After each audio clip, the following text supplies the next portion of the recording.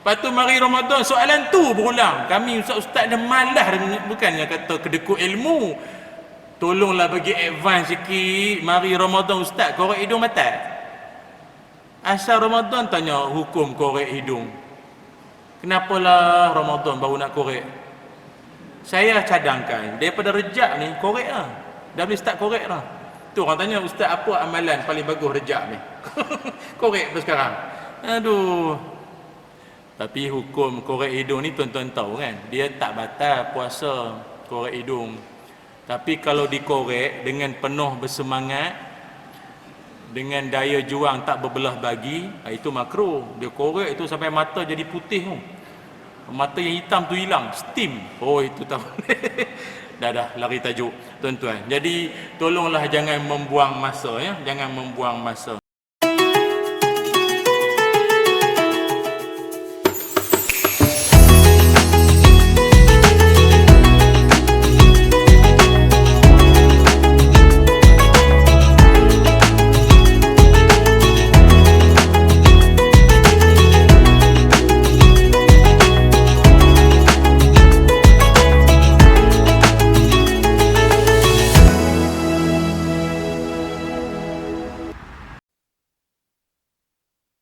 رسول الله وعلى آله وصحبه أجمعين قال رب اشرح لي صدري يفقهوا قولي اللهم إنا نسألك علما نافعا ورزقا طيبا وعملا متقبلا آمين يا رب العالمين أما بعد.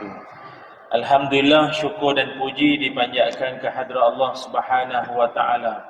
Dengan izin, ketentuan dan kasih sayang Allah, dapatlah sama-sama kita bertemu pada malam ini di Masjid UK Perdana. Terima kasih saya ucapkan pada seluruh ahli jawatan kuasa masjid dan seterusnya pada sidang hadirin hadirat sekalian, para alim ulama, asatizah, tuan-tuan guru, ustaz-ustazah, pimpinan masyarakat dan semua yang hadir. Moga-moga semuanya dirahmati Allah sekalian.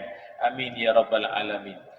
Alhamdulillah, malam ini kita akan sama-sama kongsikan satu tajuk, moga-moga bermanfaat, iaitu berkaitan tentang azam tahun baru. Azam tahun baru 2024. Muslimin muslimat yang dirahmati Allah semuanya. Kita adalah hidup, tidak kiralah sama ada tahun baru Masihi ataupun tahun baru Hijrah.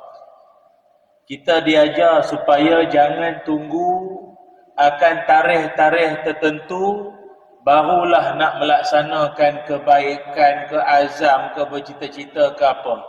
Yang seelok-eloknya adalah setiap waktu dan saat itulah yang patut kita berazam untuk buat kebaikan.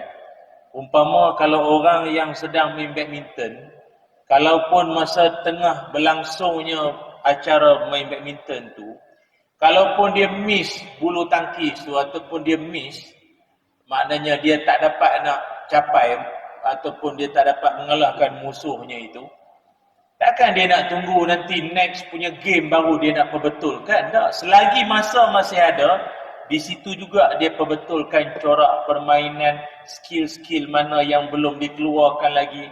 Jangan tunggu akan datang. Setengah orang dia nak berazam, dia nak buat perubahan, dia nak buat apa-apalah, dia tunggu ma'al hijrah, tunggu nisfu Syaban, tunggu awal Ramadan, tunggu malam bulan Rejab, tunggulah. Yang risaunya tak sempat dia tunggu, meninggal sebelum tarikh yang dia nak. Orang tanya, bila kau nak pergi masjid? InsyaAllah lah 1 Ramadan aku datang lah, kau tengoklah nanti. Itu pun kalau masjid ada moral. Tengok-tengok, jangankan kata moral, jangankan 1 Ramadan, sebelum Syaban meninggal. Baru masuk Rejab, belum Syaban meninggal dah. Tak sampai. Sebab itu Islam ajar, jangan tunggu. Jangan tunggu 2024, 2025 dah. Nak buat apa-apa keazaman, perubahan ke apa, yang eloknya sekarang. Tapi kalau ikutkan sebutan, sekarang tu pun lambat. 3 suku kata sekarang. Yang betulnya now. Satu saat je. Dia cakap orang putih lah sikit. Orang UK perdana. UK kan, perdana tu slow sikit. Now. Sekarang lah. Kena segera. Baik itu diingatkan kita dalam agama kita. iaitu kalimah yang terkenalnya apa? Fa idza asbahta fala tantaziril masa wa idza amsayta fala tantaziris sabah. Kalau engkau berada pada waktu pagi, jangan kau sangka kau akan berada sampai ke waktu petang. Dan kalau engkau berada pada waktu petang, jangan kau sangka kau akan hidup sampai pagi esok. Entah-entah isyak sekejap lagi adalah isyak terakhir dan esok dah tak ada subuh dah. Bukannya tak ada subuh, orang tu meninggal dah. Berapa banyak dah meninggal mengejut ke belakangan ni. Malam tu dia tidur selamanya. Waktu itu malam ni siapa nak bersedekah silakan. Malam ni siapa yang nak bermaaf-maafan silakan. Malam ni siapa yang bercita-cita malam belum ni Quran tak pernah buka ke apa, start malam ni. Entah-entah malam ni tak akhir. Oh, banyak ada tuan-tuan. Ada kenalan saudara, adik-beradik, jiran kita, kenalan berita kita terima meninggal secara tiba-tiba, mautul fajaah. Banyak sangat. Jadi tak payahlah nak tunggu tahun tertentu, tarikh tertentu baru nak berazam ke apa. Tapi sebab tajuk malam ni azam tahun baru, saya raih je lah kan. Dia ada setengah orang kadang azam ni kita tanya dia, apa azam enta tahun ni? Enta punya azam tahun ni apa? Dia kata ana punya azam tahun ni meneruskan azam tahun sudah. Senang dia kata, copy paste dari grup sebelah. Malah nak cerita panjang. Dulu ada seorang tu dia main judi, menang pula tu. Orang tanya dia, apa perasaan menang main judi ni tak? Alhamdulillah dia kata, semua rezeki Allah. Jadi apa, orang yang tanya tu pun gelak berguling-guling lah, tapi dia relax jawab, steady. Orang dah biasa, dia dah profesional, yang lain amatur. Jadi apa azam selepas ni bila dah menang, dia kata insya-Allah lah dia akan istiqamah lah dengan judi ni. Dia punya terma-terma jawapan tu Islamik. Yang dia buat tu syaitanik. Nah tuan-tuan, tak faham tak apalah. Muslimin muslimat yang dirahmati Allah sekalian, apakah itu azam? Azam ini adalah kalimah yang banyak disebut di dalam Al-Quran. Yang mana azam ini kalau dalam bahasa orang putih lebih dikenal disebut sebagai determination. Determination ini ataupun al-azmul qawi, iaitu keinginan semangat yang membuat kuat lagi memuncak atau yang sama maksud dengannya. Orang yang ada keazaman adalah orang yang mampu melaksanakan apa jua dengan bersungguh-sungguh sampai mencapai kejayaan. Sebab itu di kalangan para nabi-nabi, nabi-nabi yang paling banyak sekali berhadapan dengan ujian, berhadapan dengan pancaroba dugaan, itu disebut sebagai ulul azmi. Apakah makna ulul azmi? Iaitu nabi-nabi yang hidup mereka ini terlalu banyak sangat ujian. Sama ada ujian keluarga, kaum yang tak reti bahasa, ada di kalangan ahli penduduk tempatan yang nak membunuh nabi tersebut. Dan dirakamkan Allah dalam Quran surah Al-Ahqaf ayat 35. Yang ni boleh semaklah homework. Surah Al-Ahqaf ayat 35. Siapa antara nabi-nabi ulul azmi? Maknanya dah punya azmi kat belakang tu, orang yang sangat ataupun nabi, manusia yang sangat berazam tinggi walaupun banyak dugaan di sekelilingnya. Siapakah nabi tersebut? Ada 5 orang yang Allah sebut dalam surah Al-Ahqaf ayat 35, iaitu Nabi Nuh, Nabi Ibrahim, Nabi Musa, Nabi Isa dan juga Nabi Muhammad sallallahu alaihi wasallam. Kalau nabi-nabi yang dah saya sebutkan nama ni, tuan-tuan rajin baca, ikuti sirah hidup mereka ini, tuan-tuan pun akan akui memang pun Nabi Nuh berdakwah pada kaum dia 950 tahun. Tuan-tuan agak-agak yang ikut dia berapa orang? Yang ikut Nabi Nuh dengan tahun dakwah itu masuk 950 tahun. Kat 1000 tahun ceramah, berapa ramai yang mengikut, follower dia berapa ramai? Yang naik kapal bahtera tu pun bukan semuanya orang. Kan ada orang kata ramai pengikut Nabi Nuh tu sampai naik bahtera, bukan semuanya orang. Kan dia ada level-level dia, binatang buas, Tak tahulah kot herbivore, carnivore ke apa, tak tahulah. Dia tahap-tahap dia, binatang ganas, binatang apa. Dan kemudiannya orang. Ada setengah pendapat kata yang ikut Nabi Musa hanyalah 80 orang. Setengah pendapat kata 80 orang. Ada yang kata berkemungkinan kurang lagi daripada itu. Malam ni tak sampai 900 tahun pun, tak sampai setahun dah berapa ramai dah. Alhamdulillah. Jadi kita nak bagi tahunya bukan senang. Dan Nabi Nuh bina bahtera tu bukan dia main order pakai Shopee. Order tunggu 11, 12 Lazada, bukan. Kapal yang dia bina itu daripada kayu. Kayu tu dia tanam dulu pokok. Bukan pergi kedai kayu Balakong ke mana ni, Seri Kembangan mana. Itu senang sangat pergi kedai hardware order kayu. Berapa banyak kayu nak pakai. Dia tanam dulu pokok-pokok tu. Nak jadi sebesar untuk nak dibuat kapal berapa tahun? Azam tak? Kalau tanpa azam tak jadi kapal tu. Ini saya pun cerita Nabi Nuh kan, tajuk malam ni. Tajuk Nabi Nuh pula dia. Musim-musim banjir. Tak apalah tuan-tuan, nak bagi tahunya tanpa keazaman cita-cita hanyalah mimpi sahaja. Inilah semangat para nabi. Namun dikala kita menyebut tentang keazaman para nabi-nabi, orang-orang soleh terdahulu, ada tak episod-episod dalam hidup orang-orang soleh terdahulu yang ada satu saat dia rasa macam penat, letih, macam cannot go rasa. Macam ni gaya malas lah rasa. Agak-agak ada tak tuan-tuan?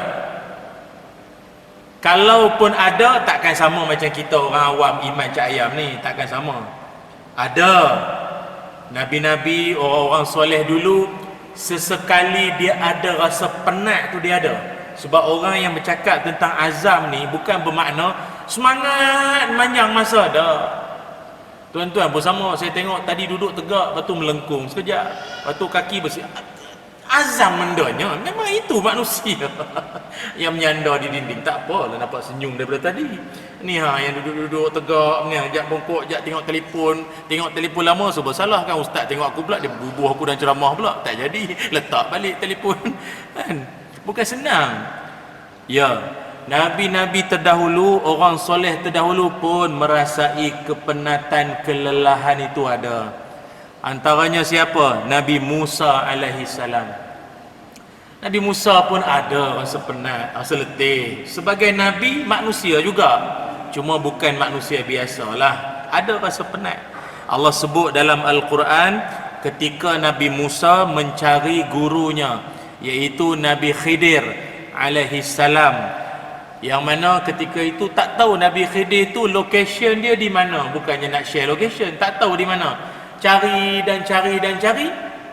Dalam perjalanan yang jauh itu, Nabi Musa pun sebutlah kepada pembantu dia, Nabi Yusha. Apa kata Nabi Musa?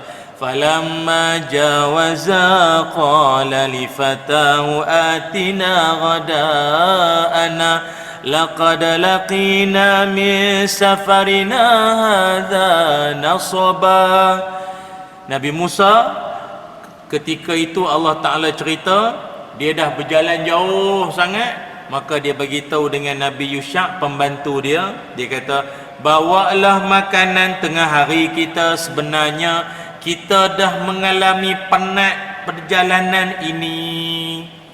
Itu dalam Quran surah Al-Kahfi ayat 62. Kalau ikutkan seorang nabi, janganlah cakap penat, nampak macam mengeluh, macam tak suka je pegang jawatan ni. Dah. Kalau di kalangan tuan-tuan bekerja, menguruskan keluarga, mentadbir persatuan, NGO, masyarakat, sekali-sekala terlintas di mulut, letih juga. Kan? Tuan-tuan sekali-sekali rasa, tak patut cakap. Macam tak reda je pegang jawatan ni. Tak. Kalau tuan-tuan ada rasa macam tu, you are not alone. You are not alone. Anda bukan sendirian. Ada orang-orang hebat dulu pun ada rasa penat. Ada. Sayyidatina Fatimah radhiyallahu anha. Siapa Sayyidatina Fatimah? Isteri Nabi yang elok. Buku mana baca? Putri Nabi, putri Nabi Muhammad sallallahu alaihi wasallam, Fatimah Fatimah Zahra, kan, Fatimah Az-Zahra. Fatimah waktu Nabi datang melawat anak anda puterinya itu, Fatimah mengadu dengan ayah dia. Dia kata, wahai ayah anda, letihlah mengurus keluarga. Sebab Fatimah ini dia adalah housewife, dia adalah suri rumah. Dia suri rumah, dia menguruskan keluarga, menguruskan rumah. Dia penat. Dulu-dulu tepung uli sendiri, bukan order pakai beruang pink. Faham? Beruang pink. Order pakai Food Panda. Kawan tu lambat datang pun mengamuk. Bukannya masak sendiri pun, masak pakai telefon. Kan? Letih, tuan-tuan, letih tunggu. Tengok, Fatimah ni tuan-tuan dulu dia buat sendiri semua. Dia buat sendiri. Dia pun penat. Lalas dia report dengan ayah dia. Dia kata, ayah, letih ayah. Minta tolong ejah seorang pembantu. Cari seorang pembantu boleh lah ayah. Ayah hendaknya pun mengajarkan supaya banyak-banyak berzikir. Banyak berzikir. Tuan-tuan pun sama. Pergi melawat rumah anak menantu, dia orang mengadu letih lah apa. Zikir. Subhanallah, Alhamdulillah, Allahu Akbar. Dah, cukup. Itu je lah. Itu je ya. Itu je. Nabi pun buat, Abah pun buat benda yang sama lah. Kata sayang Nabi. Tu kan. Penat. Dia pun, orang soleh pun dia ada meluah rasa penat. Dan tidak keterlaluan ada di kalangan orang-orang soleh dulu. Sampai penat dia mengharungi hidup yang macam-macam fitnah ni, sampai dia rasa lebih elok aku mati. Agak-agak siapa dia tuan-tuan? Dia berhadapan dengan macam-macam ujian. Ya Allah, bukan cerita ujian harga barang naik, beras tak ada, jiran cari pasal, admin grup WhatsApp remove dia daripada grup, mak mentua meluat tak suka. Bukan itu. Tapi dia ada rasa kalau baik aku mati macam ni. Siapa? Tak lain tak bukan, itulah dia wanita solehah namanya Siti Maryam. Siti Maryam ni siapa tuan-tuan? Bukan Kak Yam belakang rumah menegang si lemak tu Kak Yam tu lain. Dia pun Maryam juga, ambil barakah nama orang soleh. Siti Maryam ni ibu Nabi Isa. Dia ibu Nabi Isa alaihi salam. Tuan-tuan pun tahulah Siti Maryam kan. Dia mengandung Nabi Isa dalam keadaan tak ada suami. Yang jadi jam tu pasal apa? Dia kan keluarga Ali Imran. Tuan-tuan baca Quran surah Ali Imran. Ali Imran.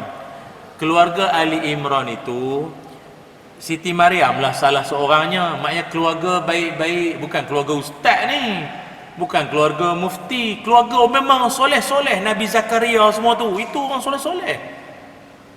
Lepas tu pula dia wanita yang rajin semayang, beribadat. Tempat dia beribadat pula ada buah-buah datang. Dia memang sampai orang kampung, kalau zaman sekarang lah, dapat buat menantu bagusnya, sejuk lah perut mak dia mengandung.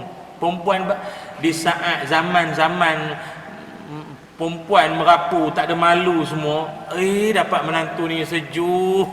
Sejuk rumah, ya Allah. Sekali tahu-tahu mengandung, tak ada suami. Tuan-tuan rasa tak terkejut cimpanzi orang kampung? Tak terkejut beruk tuan-tuan orang kampung. Apa? Mengandung? Bila kau kahwin? Kau ni kan perempuan baik, dengan jantan mana kau pergi? Kan? Nampak? Ketika panjang cerita dia kan, sekali lagi macam tadi ya kan, jadi tajuk Siti Maryam pula malam ni. Akhirnya Siti Maryam pun membawa diri waktu dia nak bersalin. Waktu dia nak bersalin tu tuan-tuan, keluar di mulutnya dia kata apa? Dia kata, qalat ya laitani mittu qabla hadha wa kuntu nasyan mansiya. Kata Maryam, waktu nak bersalin, bersandar di pokok kurma masa itu, dia kata, alangkah baiknya kalau aku mati sebelum ini, dan jadilah aku sesuatu yang dilupakan orang dan tak dikenang-kenang. Surah Maryam ayat 23. Yang cakap ni siapa?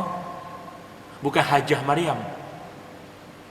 Tuan faham tak? ni Siti Maryam, wanita solehah, keluarga-keluarga hebat pun terlintas di mulut dia, alangkah baik aku mati nak berhadap dengan fitnah orang kutuk macam-macam. Keluarga baik sangat, dia perempuan kan. Adakah kita seteruk ujian yang dilalui oleh Maryam? Tidak seperti itu, jauh sekali tuan-tuan. Maka sebab itu Allah datangkan kisah-kisah manusia yang berazam tinggi ini untuk kita jadikan sebagai pedoman dalam hidup. Tak kiralah tahun baru hijrah ke Masihi, kalau engkau rasa hidup engkau dah banyak sangat masalah ujian, masalah itu ini, ingat ada manusia yang jauh dia punya dugaan tu lebih mencabar daripada apa yang sedang kau hadapi dalam dunia sekarang ini. Sebab itu muslimin muslimat yang dirahmati Allah sekalian, saya ingat tahun ini 2024 Masihi ini elok untuk saya nak kongsikan beberapa azam. Masing-masing ada azam masing-masing ni saya ingat, tapi ini saya share ni sekadar perkongsian lah, bersesuaian dengan apa yang berlaku dalam lingkungan zaman kita waktu ini. Saya nak kongsikan ada 4 azam yang elok kita sematkanlah pada jiwa masing-masing. Kenapa saya sebut 4? Supaya senang tuan-tuan boleh agak bila ceramah saya akan habis. Maknanya saya sebut poin pertama, poin kedua, poin ketiga, tuan-tuan hanya tunggu satu je lagi. Maknanya tuan-tuan rasa lama sangat, tak apa bang, sekejap, satu lagi. Jadi saya beritahu siap-siap. 4 saja yang saya nak bagi tahu malam, bukan 40, 4 saja. Apakah bentuk-bentuk azam tersebut? Yang pertama sekali tuan-tuan, marilah kita sama-sama berazam untuk memanfaatkan masa dan umur yang Allah masih pinjamkan kepada kita. Itu satu. Tolonglah manfaatkan. Kenapa saya cakap macam tu tuan-tuan semua? Sebab kita semua sedia maklum batas umur kita umat Nabi Muhammad sallallahu alaihi wasallam sangatlah pendek. Sangat pendek. Dalam hadis Nabi sebut a'maru ummati ma baina sitin ila sab'in wa aqalluhum ma yajuzu zalika. Kata Nabi, umur umat aku ini antara 60 sampai 70 dan sangat sedikit yang melewati garis 70.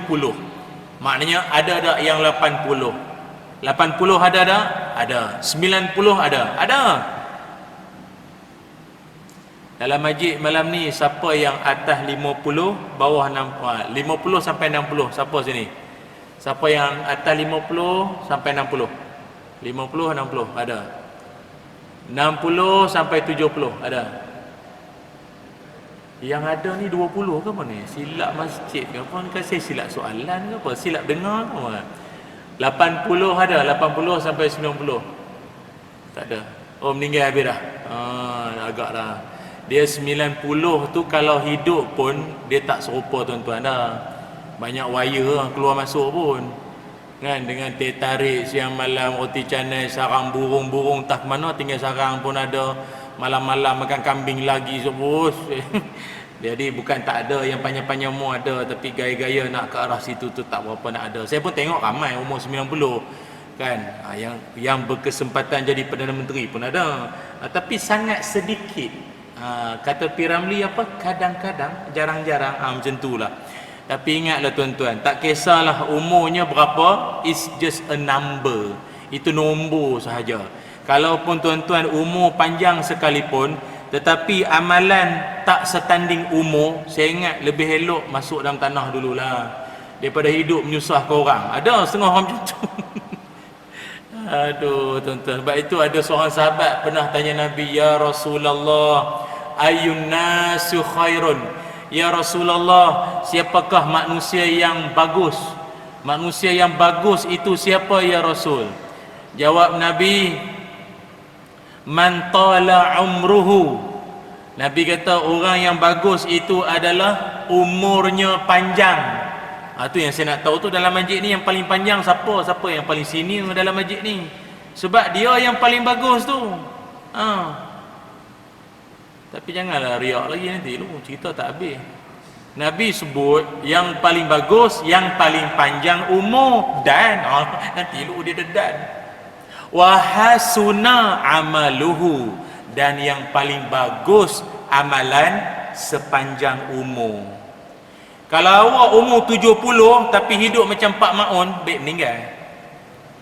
Malam muda-mudi asal pakai tongkat. Pakai tongkat. Malam ni ada jom. Tongkat dilemparnya. Dengan bini boleh bohong. Awak nak pergi mana? Dengan syarahan. Siang malam baca buku sejarah. Tersebutlah kisah buku sejarah. Saya ingat kalau Pak Maun tu hidup lagi, dia tengok WhatsApp sekarang ni. Dia main WhatsApp lah. WhatsApp pula stiker macam-macam. Tak tidur lagi bang. Lepas tu gambar perempuan 4 orang tak berani kemas. Ada macam-macam stiker. Orang masjid kot tu bagi stiker macam tu. Masjid mana tu? Kadang kita tengok nama Haji. Stiker, ya Allah. Perempuan janda mana aku ambil buat stiker ni? Contoh ya? Jadi tolonglah, umur kalau dah panjang, biarlah amalan seiring umur. Tuan-tuan tahu tak, orang-orang soleh dulu umur kan panjang sangat. Maksud saya yang umat Muhammad sallallahu alaihi wasallam. Yang umat sebelum Nabi kita tu ramailah yang ratus-ratus tahun. Imam Nawawi, Imam Syafi'i tu umur tak panjang belaka semuanya. Umar Abdul Aziz, Sultan Muhammad Al-Fatih, semuanya tuan-tuan range paling-paling pun maksimum 50 kan. Meninggal, banyak meninggal dah. Banyaknya 40 meninggal dah. Tapi itulah, bila kita tengok catatan rekod hidupnya, perjuangan, penulisan kitab, sumbangan, macam orang hidup 100 tahun.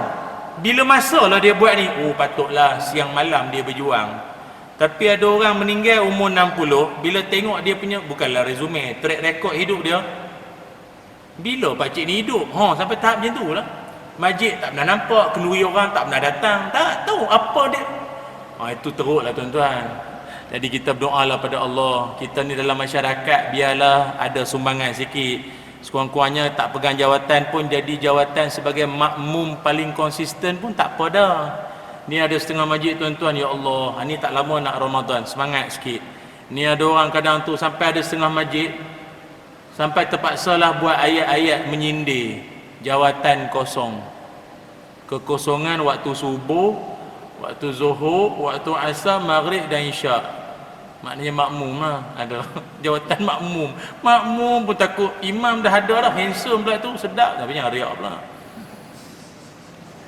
Ataupun ada setengah masjid tu dia buat banner besar-besar, mencari orang hilang. Sudah. Yang kita pernah dengar kapal terbang hilang. Mencari orang hilang. Kali terakhir dijumpai semayang raya. Lepas tu tunggu Ramadan tahun depan. Janganlah macam tu, huduh perangai. Janggut panjang sampai ke pusat. Perangai macam budak-budak lagi. Puasa macam budak-budak. Lepas tu mari Ramadan, soalan tu berulang. Kami ustaz-ustaz dah malas, bukannya kata kedekut ilmu. Tolonglah bagi advance sikit. Mari Ramadan ustaz korek hidung mata. Asal Ramadan tanya hukum korek hidung. Kenapalah Ramadan baru nak korek? Saya cadangkan daripada Rejab ni korek lah. Dah boleh start korek lah. Tu orang tanya, ustaz apa amalan paling bagus Rejab ni? Korek pun sekarang. Aduh. Tapi hukum korek hidung ni tuan-tuan tahu kan, dia tak batal puasa korek hidung. Tapi kalau dikorek dengan penuh bersemangat, dengan daya juang tak berbelah bagi, itu makruh. Dia korek itu sampai mata jadi putih tu. Mata yang hitam tu hilang, steam. Itu tak boleh. Dah lari tajuk tuan-tuan. Jadi tolonglah jangan membuang masa ya, jangan membuang masa. La ilaha illallah. Ruginya manusia yang mengabaikan masa. Azam tahun ni baki hidup, umur yang masih ada ni manfaatkan. Tuan-tuan tengoklah gambar-gambar reunion sekolah-sekolah dulu. Batch tahun 69, tingkatan 5 tahun 72. Tengok gambar seorang-seorang. Hak tengah tu cikgu guru kelas lah. Guru kelas tegak diri tu. Ni hak kiri kanan, kiri kanan. Bilang dan kira berapa ramai yang dah hidup, berapa ramai yang dah meninggal dah tuan-tuan. Pas seorang-seorang yang ni cimaneh, yang ni accident, yang ni serangan jantung, yang ni covid. Yang hidup siapa? Yang tengok tu lah.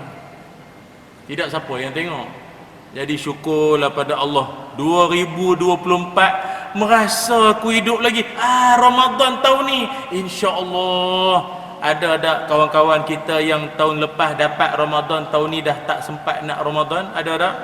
Kalaupun tak Ramadan pun ni, Rejab ni pun dia tak ada dah, meninggal dah. Allah, syukur tuan-tuan. Allah bagi peluang masih lagi hidup satu. Yang keduanya, marilah kita berazam sama-sama untuk apa? Yang kedua, mari kita berazam bersama-sama untuk berhenti daripada melampau-lampau dalam berbalah dan berbeza pendapat. Cukup.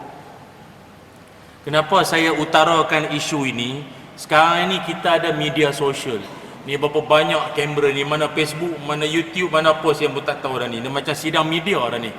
Ada bendera Malaysia pula tu. Kiri kanan. Macam ucapan PM pula rasa. Penceramah lah ya, PM. Penceramah apa? Penceramah muda. Boleh. Allahu Akbar. Bergaduh dekat media sosial siang malam. Bergaduh. Saya cakap macam ni tuan-tuan. Tuan-tuan silakan untuk berbeza pendapat. Tapi tolonglah janganlah sampai kita melampau-lampau dalam berbalah berbeza pendapat. Sebab Nabi Muhammad sallallahu alaihi wasallam, riwayat daripada Aisyah radhiyallahu anha menyebutkan, abghadur rijali ilallah al-aladul khasim. Kata Nabi Muhammad sallallahu alaihi wasallam, manusia yang Allah paling menyampah, manusia yang paling Allah benci adalah orang yang melampau-lampau dalam berbalah. Tuan-tuan nak beza pendapat, jemaah tak setuju dengan imam, makmum tak setuju dengan pengurusan masjid, itu tuan-tuan punya hal. Tapi tak payahlah tuan-tuan kaitkan itu ini, cakap belakang, mengutuk, memfitnah. Jangan tuan-tuan. Pada-pada sudah. Dulu masa musim-musim Covid, PKP, nak buat macam mana? Masjid pun terikat arahan kan. Nak buat macam mana MKN keluar arahan begitu ini, had yang boleh datang jemaah sekian-sekian jumlah orang. Lepas tu datang pula semayang jarak-jarak. Ataupun kalau semayang Jumaatnya lambat datang, gate tutup. Oh, dia punya mengamuk depan pagar. Jawab depan Allah nanti. Tanggung dosa kami yang tak semayang Jumaat ni. Tak, masalahnya yang bising tu mana sekarang? Tuan-tuan tahu tak, biasanya yang duk bising-bising tu sangat, bukan jemaah regular sangat pun kadang-kadang. Yang regular ni relax. Relax cukup. Kadang-kadang benda tu benda boleh bawa bincang. Tak nak gaduh, nak rakam-rakam masuk Facebook. Kenapa ni? Buat malu ke orang, kepiah atas kepala, maki-maki orang, Dajjal, Freemason, Illuminati. Jadi apa ni? Tuan-tuan tak belajar kitab penawar bagi hati ke, kitab tasawuf yang balam-balam berjilid-jilid? Sudahnya apa? Kenapa mulut masih begitu? Tahun sudah berubah, umur makin meningkat, mulut masih macam budak-budak. Sebab itu saya ingat azam yang patut tuan-tuan kena sematkan, berhentilah daripada saya cakap melampau, tahu tak? Setakat berbalah sikit-sikit, tak puas hati, tak setuju, itu normal lah. Semua setuju, sami'na wa ata'na, semua ikut dengar, okey, beres bohong, okey. Tak jadi juga, tak ada kemajuan. Lawan kita tak setuju, itu biasa, jangan melampau. Dengar kata, bukan imam sinilah, imam tempat lain lah, tu imam accident, jatuh motor masuk longkang pula tu, kata-kata patah kaki, padan muka, balasan Allah. Semayang baca panjang sangat, dia bantai baca Yasin. Kau bayangkan Yasin, orang tahu lah malam Rejab pun, tak payahlah Yasin. Betul kau rasa apa? Patut enak atau enak dah. Enak atau enak pun tak payah baca habis. Enak atau enak jangan baca habis. Kau pernah baca dah enak atau enak tu apa? Aduh, hai. Janganlah sampai macam tu. Tuan-tuan dengar baik-baik ya, saya share. Tuan-tuan tahu tak? Kita dalam Islam diajar masalah daripada orang yang suka sangat nak berdebat, berbalah yang melampau-lampau ini, sudahnya nanti akan membawa kepada pemusuhan. Bukannya elok pun. Saya cakap ni bukanlah kawasan UK Perdana ni, insya-Allah ni soleh belaka, baik-baik ni semua berkasih sayang, ni tempat lain lah. Ke dekat-dekat sini, tak tahulah. Ada kadang tu yang tak puas hati dengan pendapat-pendapat tok-tok guru, silakan. Tak setuju tak apa, tok guru pun manusia. Tapi janganlah sampai nak cabar mencabar. Oh, saya tak setuju dengan pendapat Tuan Syekh, Tuan Guru tu. Jadi malam esok kita akan buat live, saya cabar. Kalau betul pendapat dalil dia betul sangat, malam esok kita live TikTok 8:30 malam, tengok siapa yang betul. Tak, yang saya cakap ni tuan-tuan rasa macam pernah nampak tak jadi? Tak pernah memang lah. Kenapa ilmu menjadi satu medan untuk seolah-olah nak bertumbuk, tuan-tuan? Banyak sangat tengok wrestling ke apa? Banyak tengok wrestling, lepas tu belajar agama, lepas tu kira nak berdebat dengan orang. Kenapa jadi macam tu? Tuan-tuan tahu tak, agama kita mengajarkan ma dhalla qaumun ba'da hudan kanu alaihi illa utul jadal.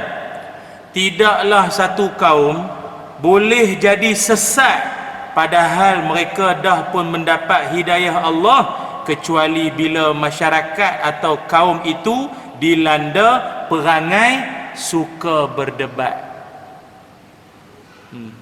Satu kaum kalau suka sangat berdebat, itu something wrong. Itu bukan suasana yang sihat. Berbincang ilmiah, kita bawa kitab, dia bawa kitab dia. Bincang mana, oh begitu, begini. Kita kata macam ni, dia kata macam tu. Sudahnya, yang tepat, pandangan yang betulnya, dia. Okey, terima kasih, Alhamdulillah, jom ngeteh. Selesai masalah. Ini ada orang, dia tak habis situ. Dia tak puas hati. Engkau muka dah hitam. Tu ketiak busuk pula tu. Ada orang macam tu tau. Dia dah tak ada modal, akhirnya dia mengutuk peribadi. Saya cakap ni tuan-tuan faham tak sebenarnya? Saya takkanlah, saya bagi contoh setakat tu je lah tuan-tuan, setakat mana lagi kan? Tuan-tuan hidup lagi banyak pengalaman macam tu lah.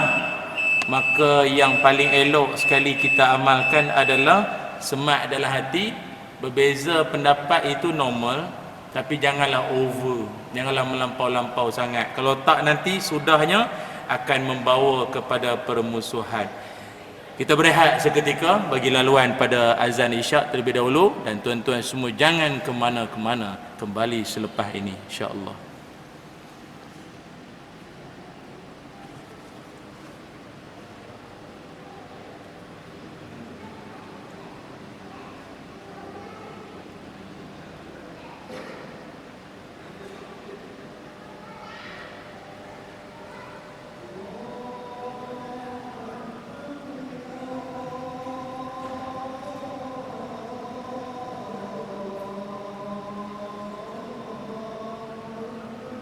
Allah.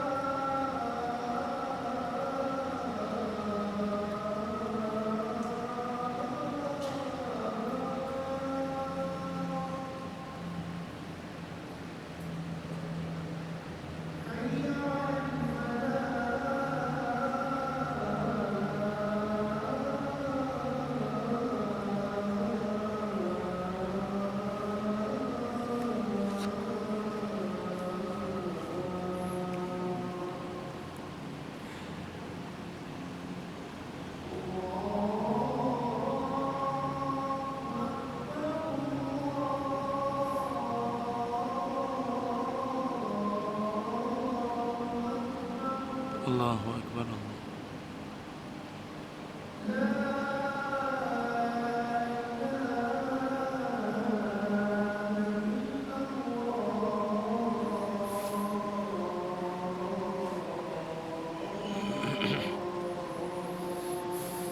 لا إله إلا الله. اللهم رب هذه الدعوة التامة والصلاة القائمة آت سيدنا محمدا الوسيلة والفضيلة والشرف والدرجة العالية رفيعه وبعثه مقام محمود الذي وعدته إنك لا تخلف الميعاد. Muslimin muslimat yang dirahmati Allah sekalian, kembali kita menyambung tajuk kita malam ini, iaitu berkaitan tentang azam tahun baru 2024. Dan saya mohon izin pada jemaah sekalian untuk saya melanjutkan bicara saya pada malam ini dalam beberapa tempoh masa sahaja lagi, insya-Allah.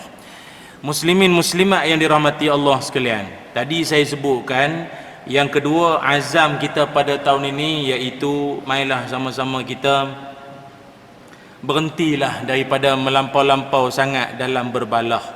Kerana kita juga diingatkan dalam agama kita, iaitu al-mira'u fil ilmi yuqassil quluba wa yuwarrithu daghain. Apa maknanya? Orang yang suka sangat untuk nak berbalah, untuk nak melampau-lampau sangat dalam berdebat ini, sudahnya nanti adalah dia akan membuatkan seseorang itu jadi keras hati dan mewariskan dendam. Biasanya kita kalau ada benda tak kena, tak puas hati, benda tak selesai apa ni, berbalah apa ni, kalau hujungnya dengan kita pun bermaaf-maafan, minta maaf, itu terlajak sikit apa-apa, okey, selesai. Tapi biasanya kalau berdebat melampau-lampau sangat nanti, kalaupun sesi itu dah habis, percayalah, kadang-kadang dendam tu masih ada lagi dalam hati. Nampak gaya, kalah aku time ni, aku follower ramai daripada dia, peminat aku ramai lagi. Kalah, aduh malu tu. Tak apa, kau tunggu, lain kali aku cari kau punya silap, kita buat lagi. Nak tunjuk, tengok, takkan berkesudahan. Patutlah kita diajar bahawa dalam menuntut ilmu, antara ramuan utama seorang penuntut ilmu adalah at-tawadhu', mesti merendah diri. Dan lambang seseorang itu sangat berilmu adalah pada kerendahan hati, pada ketinggian ilmu. Makin ilmu tinggi, makin merendah diri. Orang Melayu tua-tua kata macam resmi padi, makin meninggi makin menunduk. Yang tu patutnya sembang dengan dia macam tak ada apa. Dia baik tu apa ni, ada terkenal Abu Shibrin kan, apa disebut tentang kita tahap-tahap ilmu ni, dia macam jengkal. Ilmu pada tahap jengkal pertama adalah dia rasa dia memiliki banyak ilmu. Macam orang baru belajar silat lah, baru mandi minyak malam tadi, siang ni orang baru cuik sikit, engkau baru datang satu sesi, yuran tak bayar lagi, sibuk nak buka bunga. Dia biasa macam tu, orang baru belajar ni, dia sibuk nak tunjuk ilmu dia. Tuan-tuan cuba tengok yang legend-legend, tok-tok guru, dia gelak senyap, dia tengok, dia perhati kita. Kadang-kadang kita pula duk sembang hebat depan dia. Oh, saya dulu masa saya di tanah Arab dulu. Bila tanah Arab? Oh, umrah. Gaya macam pergi belajar sangat. Masa saya dekat Mesir dulu, ingatkan belajar Azhar bertahun-tahun, anak dia konvo. Tu pun flight delay. Masa saya di Mesir dulu, bukan Mersing, Mesir. Kau faham tak Mesir? Mesir.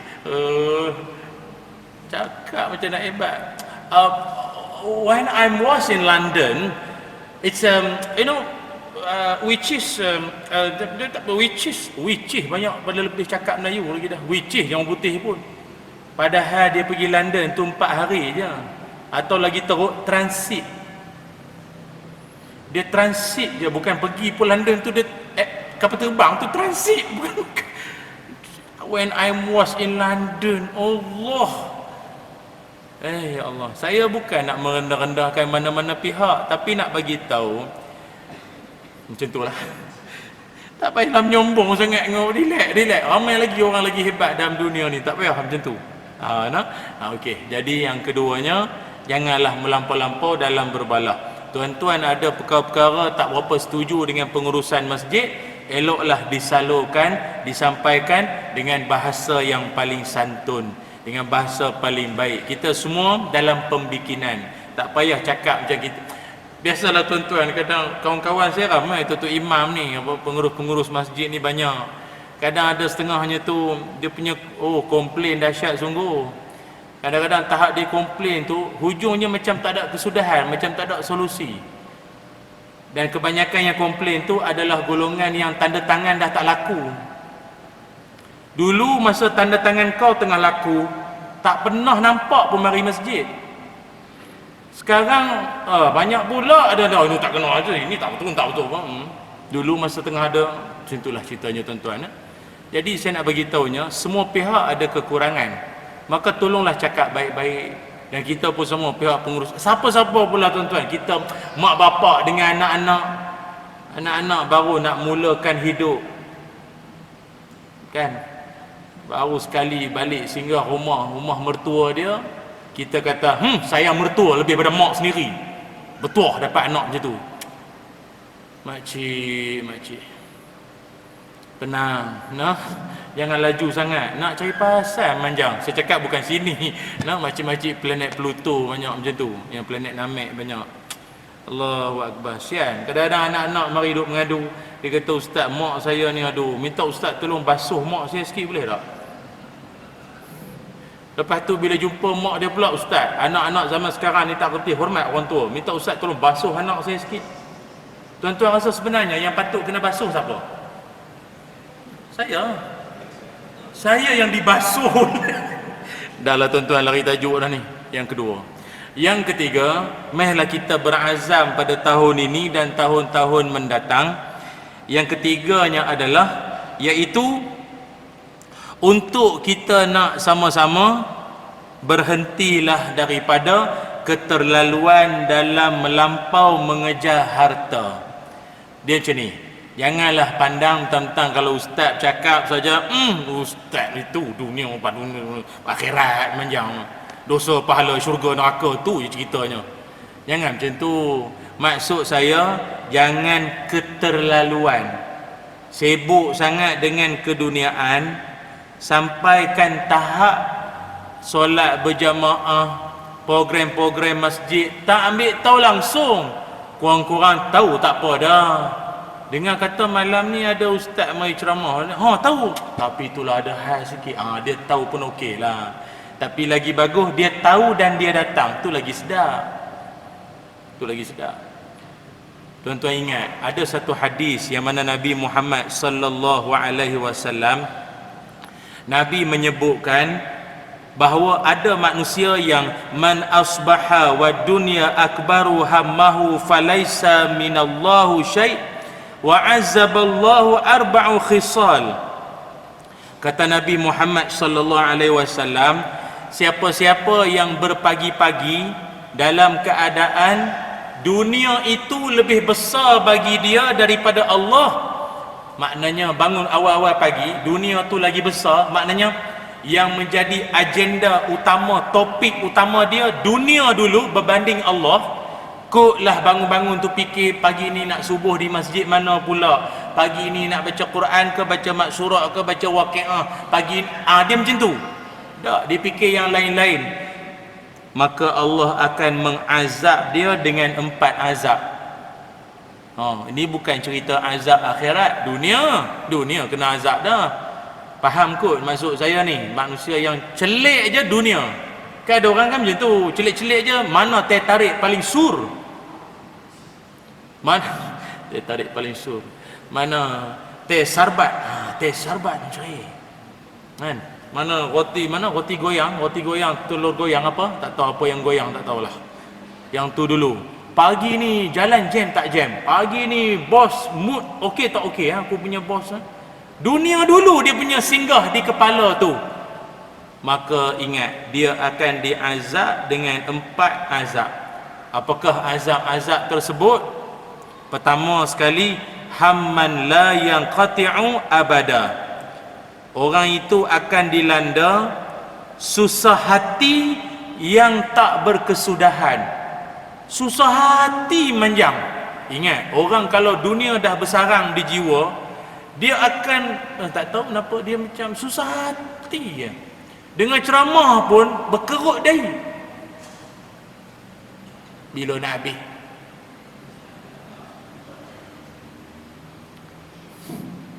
Mujur 4. Kalau 10 tip tadi tu, pukul 11 baru balik je. Ada orang macam tu, saya cam. Kita buat lawak pun dia tak gelak. Kerut dahi. Saya pun tak faham apa dia fikir. Kerut. Kerut. Yang tuan-tuan ni banyak normal lah, okey lah kan. Tapi dulu ada sekali kita buat lawak ni tuan-tuan, bukannya lara apa, nak bagi tuan-tuan segar-segar, penat kerja, tahu jaga cucu apa ni. Lepas tu kita buat lawak lah.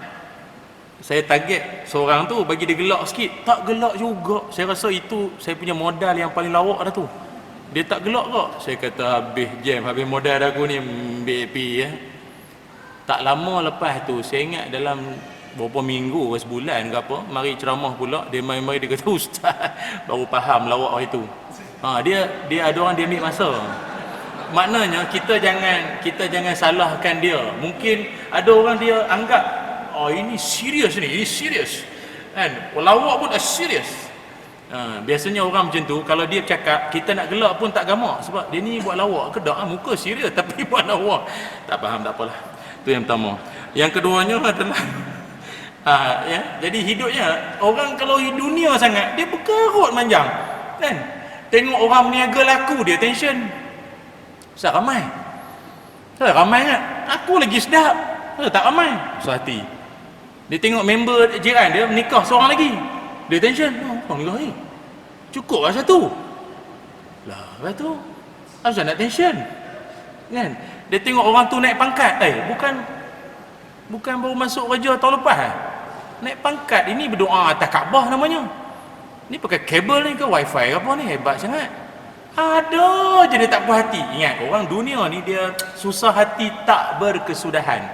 Nampak suami segak sikit, pergi masjid ke? Bukan pergi mana pun, bukan pergi Tom Yam. Lampu warna-warni tu. Pun dia tanya, ya ke masjid? Tengoklah muka-muka ni semua muka-muka hampir pupus. Tak ada dah ni semua muka-muka soleh semua ni. Kau mana nak dapat? Kalau ada kekosongan ni bolehlah hantar resume ni. Ada peluang-peluang kekosongan ni kalau berani lah. Dan saya kata tuan-tuan, bukan saya, jangan banyak kamera ni. Tu. Yang ulah ni tak habis pula nanti. Yang kedua, wa syughlan la yatafarraghu minhu abada. Orang tersebut dia akan sibuk sesibuk-sibuknya sampai tak berkesudahan. Kelang kabut keluar toilet dengan towel di pinggang lagi. Ya okey bang. Ada nanti. Anak nak tunjuk pelajaran, anak nak tunjuk lukisan, isteri nak mengadu masalah sakit lutut, ada mata ikan dalam mulut, jiran sakit seberang sana, mak tak peduli langsung, dia sibuk memanjang. Ingat, itu azab. Tuan-tuan jangan ingat tu masyuk tau. Kan orang cakap apa? Asyuk. Saya ni, esok saya di Johor, minggu depan saya di Singapura, harus saya ada. Itu bukan masyuk. Boleh jadi, saya tak kata mesti, boleh jadi sampai kau sibuk, tah mana ibadah, mana majlis ilmu, mana silaturahim, kau sibuk sangat, itu barangkali azab. Yang ketiga, wa faqran la yablughu minhu ghina abada. Duitnya tak pernah dirasakan cukup. Duit tak pernah dirasakan cukup. Tak tahu. Rasa banyak dah duit dia tu, tapi ada resah manjang. Tapi nak cakap lebih-lebih pun kita pun tak boleh cakap juga, pasal kita bukannya golongan macam tu. Sebab orang-orang kaya ni dia ada bahasa dia. Dia ada bahasa dia. Maksud saya ada bahasa tu maknanya bukanlah dia tu nak sangat dunia tu, tapi dia memang ada target dia. Tu yang ada ramai kawan-kawan kita jutawan ramai suka menyumbang sedekah, infak, wakaf banyak. Tapi bila mari Covid dengan dia pun lingkup. Dan kita tengok dia pun susah hati. Dulu tak seceria dulu. Kita tanya dia, kata dia Datuk, kalau ada masalah apa share lah, insyaAllah lah tolong kan. Datuk macam mana, simpanan apa okey? Biasalah Ustaz, Covid simpanan pun merodom lah. Kalau boleh saya tolong lah, tinggal berapa dalam saving account dia ada dalam 10 juta lah ada. Sebenarnya saya salah tanya ke dia yang salah faham? Saya rasa menyesal tanya. Dia kata dia merodom tinggal 10 juta dalam saving dia. Silap. Dan saya pun tak rasa nak tanya dah lepas tu. Tak apa. Rasa macam nak tanya dia, boleh tak bagi sikit? Kita pula terbalik nak tanya dia. Dia sebab tu. Tapi orang macam tu, jenis-jenis macam tu, dia memang orang baik. Dia suka bersedekah, infak, tapi bisnes kan, dia ada aim dia, tak sampai target, menurun sikit. Allah, dahsyat.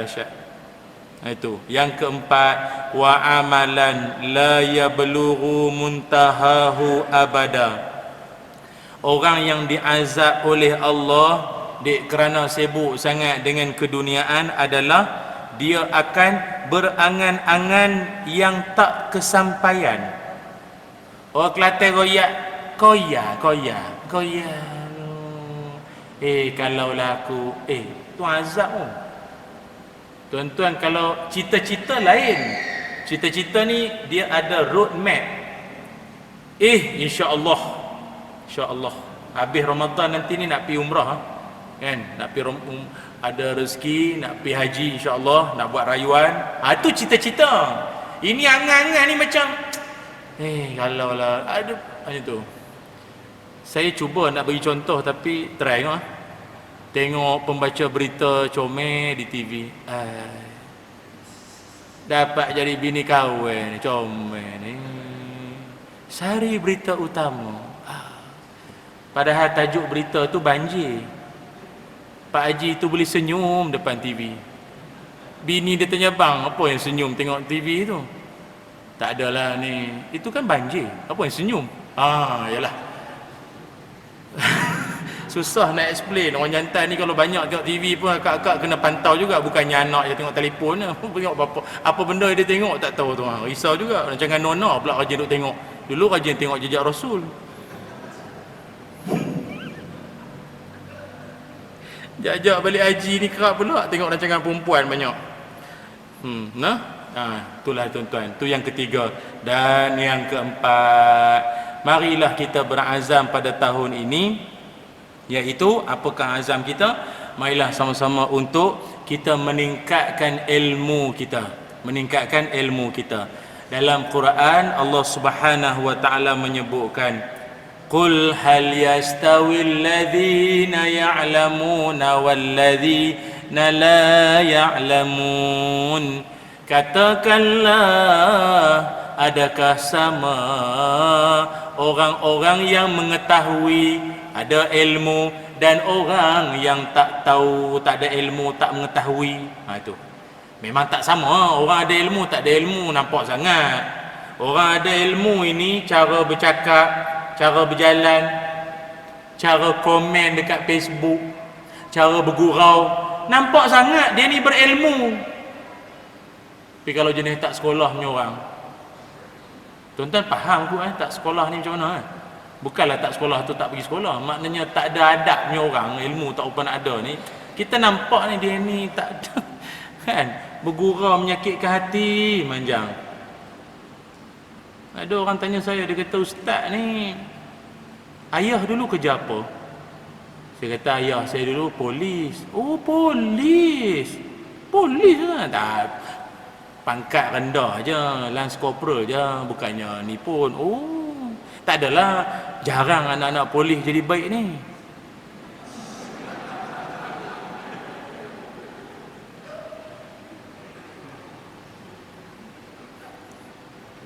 Terima kasih ya.